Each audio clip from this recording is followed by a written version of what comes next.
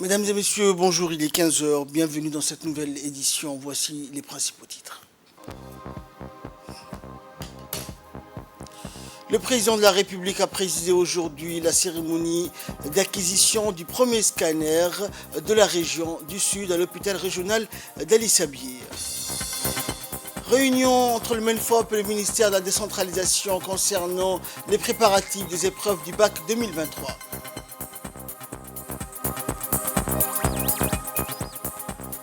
Et au Soudan, inflation et pénurie sur les marchés de Khartoum. Voilà pour les titres, bonjour à tous. Le président de la République, Ismaël Omar Guelleh, a inauguré ce matin à l'hôpital régional Dr Ahmed Absiye, Ouarsama, dans la région d'Ali Sabieh, un nouvel scanner hautement performant, mais aussi un laboratoire de banque de sang, une unité de morgue donc, et une salle d'incinération des déchets médicaux.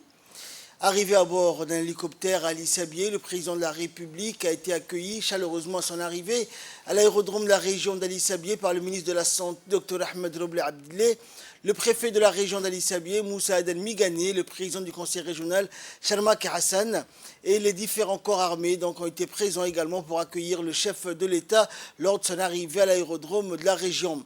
Ensuite, le chef de l'État s'est dirigé vers l'hôpital régional qui est une infrastructure hospitalière de référence dans les régions d'intérieur qui dispose de différents services médicaux. Et depuis son inauguration, l'hôpital régional Dr Ahmed Absiye Ouarsama favorise donc le décloisement des régions d'intérieur grâce à des soins de qualité.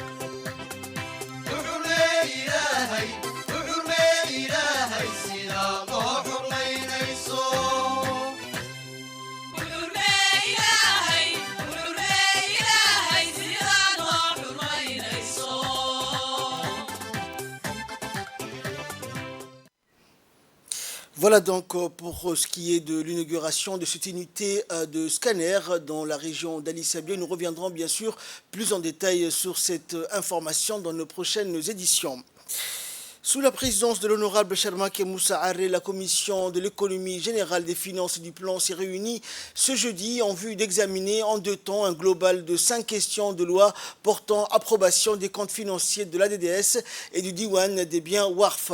La première partie de la réunion de la commission concernait l'étude des textes suivants: projet de loi portant approbation des comptes financiers de l'exercice 2018 de l'ADDS, projet de loi portant approbation des comptes financiers de l'exercice 2019 de l'ADDS, l'ADDS, un projet de loi portant approbation des comptes financiers de l'exercice 2020 de l'Agence djiboutienne de développement social et un projet de loi portant approbation des comptes financiers de l'exercice 2021 de l'ADDS. Les membres de la commission ont échangé avec la ministre des Affaires sociales et de Solidarité, Ouloufa Ismail Abdo, et avec la participation des organes sociaux de l'ADDS, notamment du directeur général des modalités de gestion et d'administration des activités entreprises par l'agence subventionnée. L'auditoire a aussi abordé les stratégies de développement menées par l'ADDS et de façon plus globale par le ministère des Affaires sociales et des Solidarités. La seconde partie de l'agenda de la commission des finances conduite par son président Charma Kemoussa était relative à l'examen des comptes financiers de l'exercice 2021 du Diwan des biens WARF. Cette séance de travail s'est déroulée en présence de Moumin Hassan Barré, ministre des Affaires musulmanes et des biens WARF, accompagné pour l'occasion du secrétaire général du dit département et du directeur général des biens WARF. Sur l'examen parlementaire des comptes financiers 2021 des biens WARF, les membres de la commission ont obtenu les explications quant au champ, aux moyens engagés et à la portée des activités de cette fondation. Au terme de délibéré, la commission de l'économie générale des finances et du plan a dans un premier temps donné son avis favorable à la transmission de 4 projets de comptes financiers pour adopter cette séance en séance publique. Et enfin, les députés de la commission des finances ont aussi avalisé les comptes financiers de Diwan Warf pour l'exercice 2021. Ils ont donc procédé à la transmission pour adoption avec avis favorable pour le vote du dernier projet de texte lors de la prochaine séance publique. À l'invitation de l'honorable Vincent Biruta, ministre des Affaires étrangères et de la coopération internationale de la République du Rwanda, Mahmoud Ali Youssouf, ministre des Affaires étrangères et de la coopération internationale de Djibouti, a participé à la première session de la réunion de la commission ministérielle mixte entre les gouvernements de la République du Rwanda et de la République de Djibouti qui s'est tenue du 8 au 10 mai 2023 à Kigali, au Rwanda. Durant cette commission ministérielle mixte, la délégation rwandaise était dirigée par Vincent Biruta, ministre des Affaires étrangères, et tandis que la délégation djiboutienne était dirigée par Mahmoud Ali Youssouf, chef de la diplomatie djiboutienne. Des hauts fonctionnaires et des cadres du secteur privé des deux pays ont également pris part à cette réunion. L'objectif étant d'examiner l'état d'avancement de la mise en œuvre des protocoles d'accord et des accords existants et de convenir de stratégies visant à accélérer leur mise en œuvre intégrale. La réunion a également examiné de nouveaux domaines de coopération afin de renforcer les relations bilatérales entre les deux pays. Le ministre de l'Éducation nationale de la formation professionnelle, Moustapha Mohamed Mahmoud, et son collègue chargé de la décentralisation, Qassim Haroun Ali, ont dirigé ce matin les travaux d'une réunion d'information pour les préparatifs des épreuves du bac 2023. La rencontre qui s'est déroulée au siège du MENFOP a vu la participation des secrétaires généraux des deux ministères, en l'occurrence Mohamed Abdel Mahyoub et Mohamed Issé Faraj, des présidents des conseils régionaux, des équipes techniques du MENFOP et du ministère délégué à la décentralisation. L'occasion pour le MENFOP de rappeler que c'est la deuxième année de décentralisation des baccalauréats dans les régions de l'intérieur. L'occasion pour lui de rendre un vibrant hommage au président de la République, Ismaël Omar Guelleh, pour son appui constant et ses encouragements qui constituent une source de motivation. Le ministre Moustapha Mohamed a exprimé sa satisfaction par rapport au bilan de la première année de décentralisation, aussi bien sur le plan organisationnel que sur le plan de la réussite des élèves. Le MENFOP a souligné l'implication et la participation de tous les acteurs des régions, conseil régional, préfecture, service régional de l'éducation, etc. Il a rappelé la nouveauté cette année concernant les épreuves du bac arabe à Tadjoura, Ali Sabier et Dikil. Avant de clore son propos, le ministre a exprimé ses remerciements au ministre du Budget qui a assuré le budget nécessaire et le ministre délégué à la décentralisation a indiqué la validation des modalités d'organisation du bac en vue d'augmenter les chances de réussite des élèves dans les régions de l'intérieur. Qassim Haroun Ali a salué enfin les résultats encourageants obtenus pour la première année du bac décentralisé et de la mise en pratique du concept. Le ministre a exhorté toutes les parties impliquées à redoubler d'efforts pour améliorer les conditions matérielles et techniques afin d'accroître davantage les taux de réussite au sein des régions dans l'avenir. Écoutons pour plus de précision les interventions des présidents des conseils régionaux d'Obok et de Tadjoura. Participer, c'était une première, mais c'était aussi une réussite dans la région de Tadjoura. Ce que, monsieur le ministre, vous l'avez fait parce que vous connaissiez les difficultés, mais ça a permis surtout aux élèves qui passaient les examens et leurs parents d'avoir moins de stress. C'est ça qui était très important. Ils étaient chez eux, donc quand ils passent chez eux, dans les classes auxquelles ils sont habitués, le stress diminue énormément. Et ce qui a fait aussi le taux de réussite dont vous avez parlé. Donc c'est une bonne initiative qui continue, qui j'espère va perdurer. Donc nous vous remercions. Et au niveau du conseil régional, nous essayerons toujours d'apporter notre soutien et moyens et humains dans la mesure du possible. Et les régions sont prêtes à vous accompagner, monsieur le ministre, à accompagner vos équipes, à les accueillir, faciliter aussi et aux organisateurs et qui vont venir à Tadjoura, dans la mesure du possible, toujours leur séjour à Tadjoura. Nous allons y atteler, que le bac soit une réussite. L'année dernière, l'impact a été positif, on a pu le constater, parce que les parents étaient donc soulagés que leurs enfants aillent sur Djibouti. C'était un vrai casse-tête. Et les résultats aussi, donc, ça a impacté positivement à la fin. Cette année aussi, donc, le conseil régional se tiendra aux côtés de l'équipe qui organise les examens, les épreuves, pour que ces épreuves se passent dans les meilleures conditions aussi, comme les autres régions, Inch'Allah. Écoutons également l'intervention du ministre délégué à la décentralisation. L'année scolaire 2022-2023 tirant à sa fin, le moment est venu pour les parties prenantes de l'organisation des épreuves de baccalauréat dans les régions de s'atteler à la tâche. C'est dans ce contexte qu'il convient de situer l'honneur et la joie que je ressens aujourd'hui à l'occasion de la validation des modalités d'organisation du bac en vue d'augmenter la chance de réussite des élèves dans la région de l'intérieur. En effet, il ne suffit pas de décréter la décentralisation du baccalauréat pour récolter les résultats escomptés. Car faut-il encore mettre en place les dispositifs nécessaires à cet effet? Et c'est ce qui nous réunit aujourd'hui. Une telle tâche ne doit pas être isolée et limitée à quelques initiés, mais partagée par toutes les parties prenantes. C'est pourquoi le résultat encourageant obtenu pour la première année 2022 de la mise en pratique du concept bac décentralisé ont conforté, exhorté toutes les parties impliquées à redoubler d'efforts pour améliorer les conditions matérielles et techniques afin d'accroître davantage le taux de réussite au sein des régions dans l'avenir. Ainsi, au cours d'une réunion tenue le dimanche 7 mai 2023, les présidents des conseils régionaux, les représentants de l'État, ainsi que le ministère de l'Éducation nationale ont unanimement exprimé leur intérêt pour l'harmonisation du bilan du programme de préparation et d'organisation des épreuves de baccalauréat. Le dispositif mis en place pour assurer le bon déroulement des épreuves et améliorer le taux de réussite en 2023 se veut être le résultat d'une collaboration réussite entre les différentes parties prenantes qui se sont réparties la prise en charge des frais de transport, frais d'hébergement, frais de restauration. Ainsi, compte tenu de la qualité de l'organisation et de la bonne volonté de toutes les parties prenantes, il y a fort à parier que le bac décentralisé est un gage de succès pour les élèves des régions de l'intérieur. Et le ministre de l'Éducation nationale a clôturé la série des interventions lors de cette réunion. À l'occasion donc de la deuxième année de décentralisation des baccalauréats dans les régions de l'intérieur, permettez-moi tout d'abord de présenter, Monsieur le ministre, en votre nom et en mon nom personnel, un vibrant hommage au président de la République, M.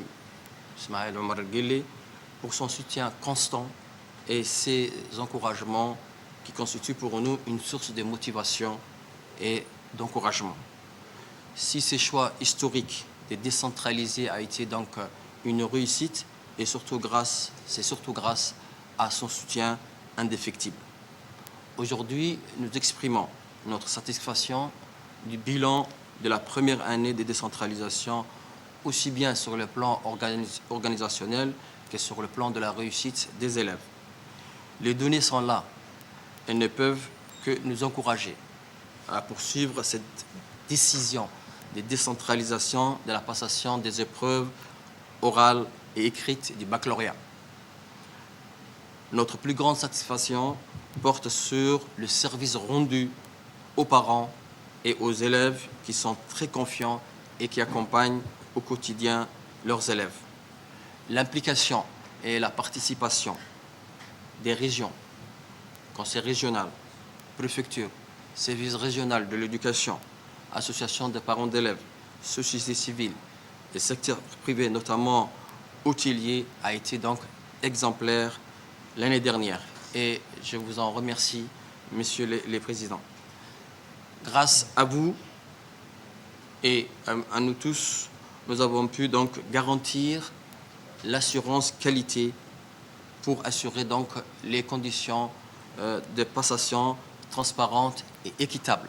Les examinateurs, les enseignants surveillants, mais également les responsables du secrétariat de l'examen qui venaient donc des Djibouti, mais également des régions éloignées.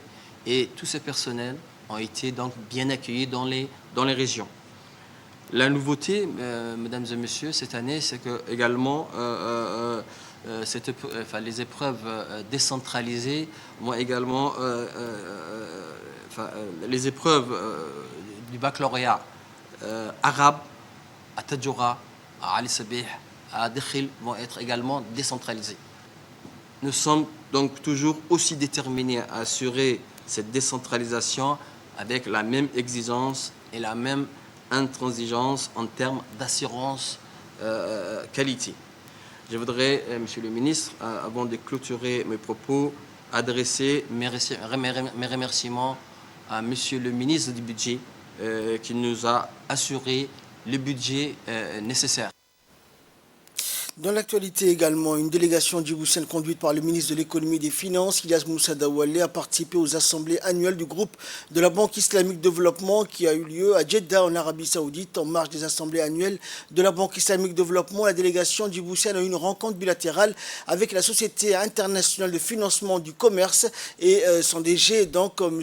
Sonbol. Les discussions ont porté sur les voies et moyens de renforcer le partenariat entre Djibouti et l'ITFC sur les différents domaines concernant les énergies, la santé et la sécurité alimentaire. Il a été question du programme AFTIAS qui a été conçu et lancé par l'ITFC au nom du groupe de la Banque islamique de développement en novembre 2013.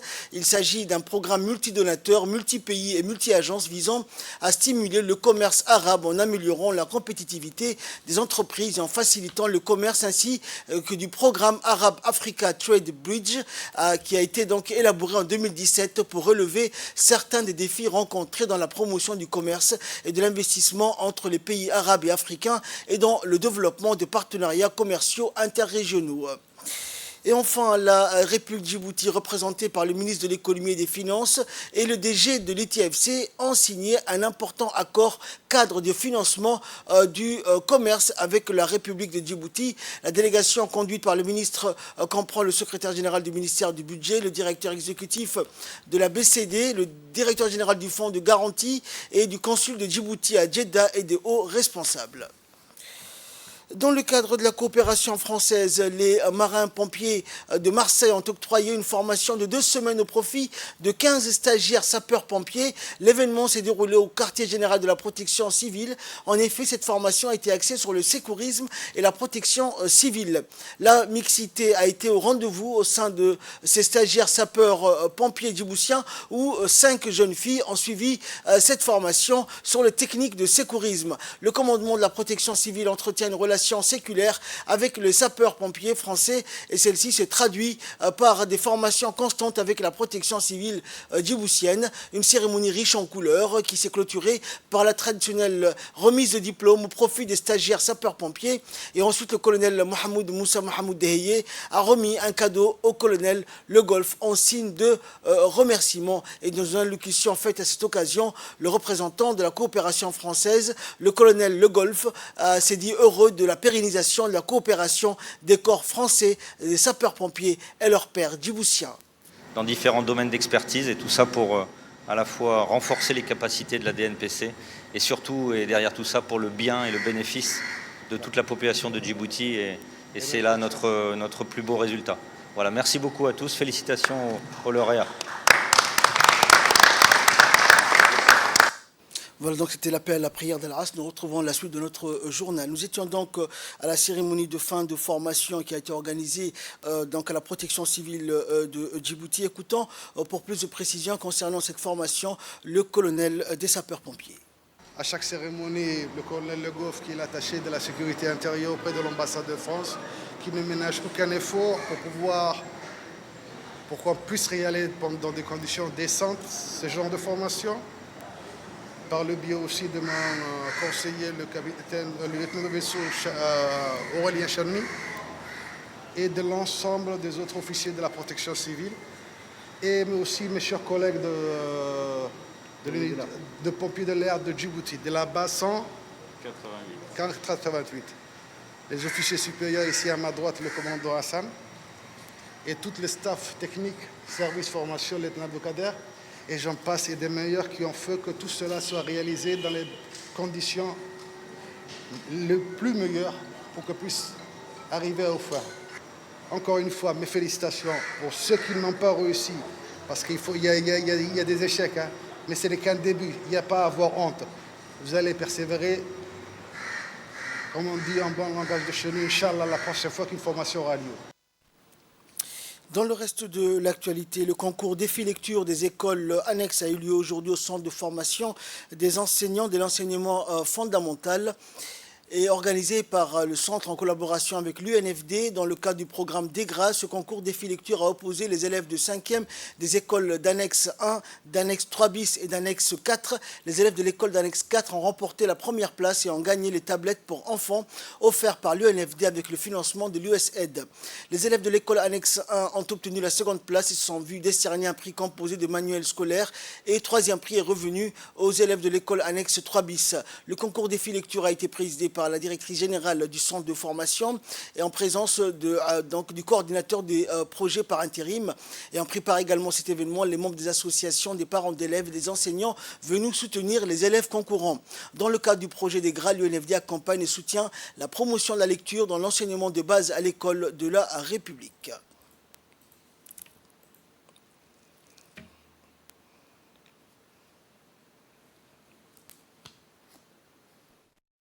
Féliciter tous les élèves qui ont participé à la phase finale et qui ont tous gagné un prix.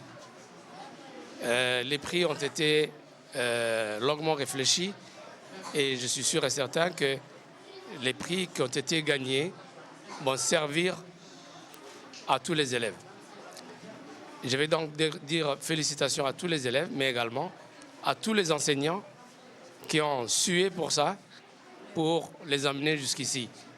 C'est l'effort d'une année et, ma foi, je pense que la lecture doit, au fait, avoir toujours la première place parce que c'est la porte du savoir. Sans la lecture, le monde du savoir est fermé à tout le monde. Nous continuerons donc à travailler avec les enfants à la lecture, les enfants comme les adultes. Et donc, je félicite encore une fois tout le public qui a honoré de sa présence cette manifestation à l'endroit des élèves, des écoles annexes surtout, qui ont pris la première place. Écoutons également l'intervention de la directrice générale du centre de formation des enseignants de l'enseignement fondamental. Je voulais juste féliciter tous ceux qui, enseignants, conseillers pédagogiques, directeurs d'école, élèves, parents, ont poussé les élèves à faire ce travail pour que aujourd'hui vous soyez ici. Mais sachez que ce n'est qu'un prétexte. C'est un prétexte pour faire aimer les élèves la lecture. Donc, cela ne s'arrête pas aujourd'hui. Pour vous, c'est une aventure qui continue. Pour les élèves, c'est une aventure qui continue. Continuez à lire, à aimer la lecture, à vous affronter pour aller encore plus loin. Et c'est un défi.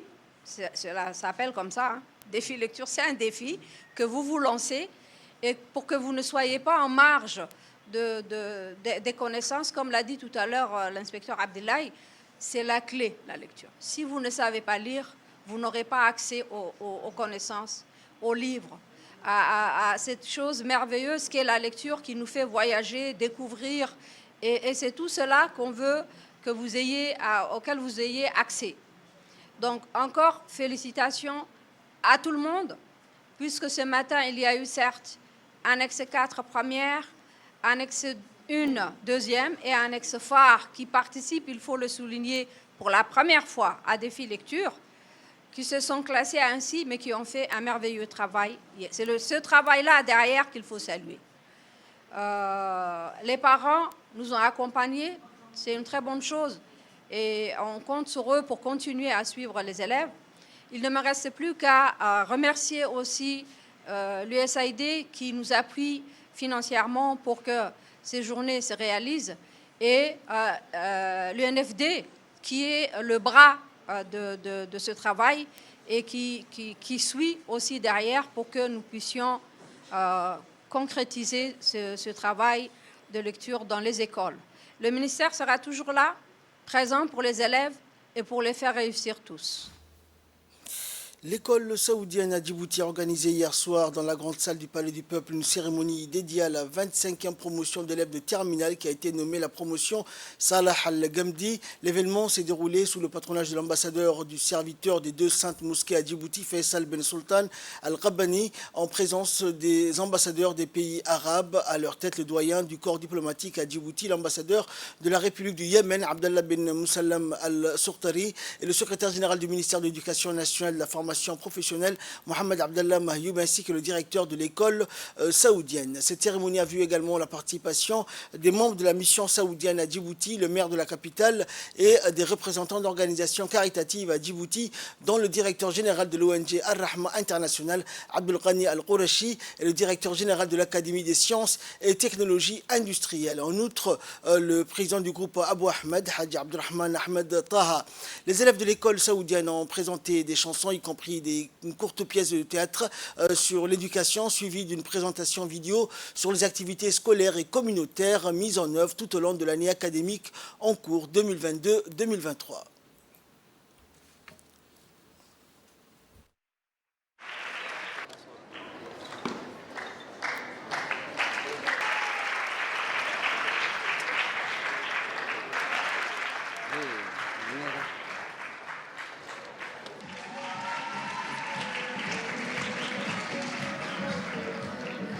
إحسان محمد حسين.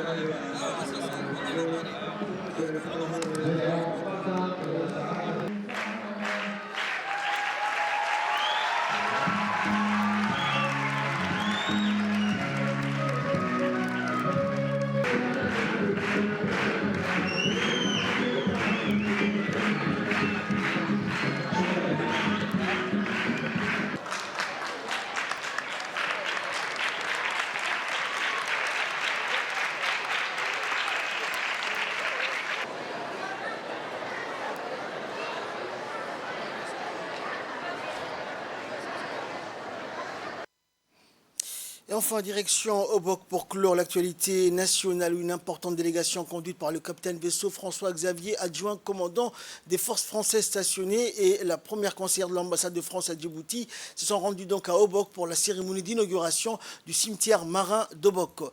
Accueillis par les responsables de la région, le préfet Abdelmalik Mohamed Benoïta et le président du conseil régional d'Obok, Mohamed Hamad Ismail, après 10 jours de travaux de rénovation réalisés par le commandant d'unité de la première compagnie du 5e RIAOM, ce site a été inauguré en présence des responsables de la région et ceux des FFDJ. Grâce à la coopération et l'engagement des forces françaises stationnées à Djibouti, ce cimetière a été rénové et restauré dans le respect de son histoire et de sa mémoire. La ville d'Obok est le reflet de cette longue histoire et de cette solide amitié qui lie Djibouti et la France, ancien port de relâche donc, et de ravitaillement de la flotte française. Ces lieux sont le témoignage du partenariat entre les deux pays.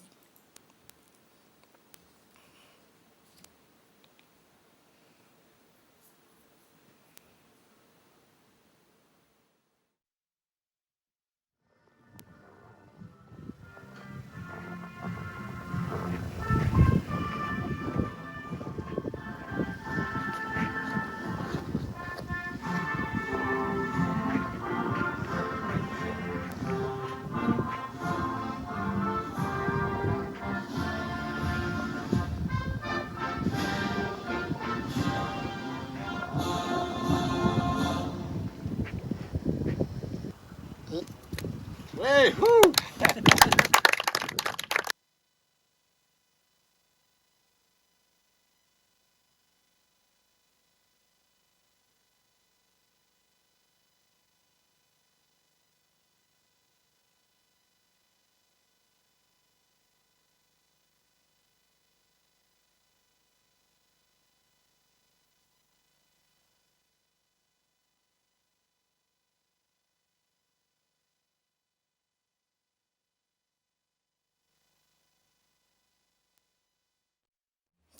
Actualité régionale à présent au Soudan. Plus de 3 semaines après le début des affrontements entre l'armée et les forces paramilitaires, les marchés ont du mal à être approvisionnés. Les ports du pays étant à l'arrêt, le coût des denrées alimentaires a flambé de près de 60% selon l'ONU. De plus, une pénurie de farine et de légumes gagne la capitale Khartoum. Forcés de stationner dans le centre névralgique de l'économie soudanaise, ces chauffeurs de marchandises impuissants commencent à perdre espoir. Ces camions remplis de marchandises n'ont pas quitté le port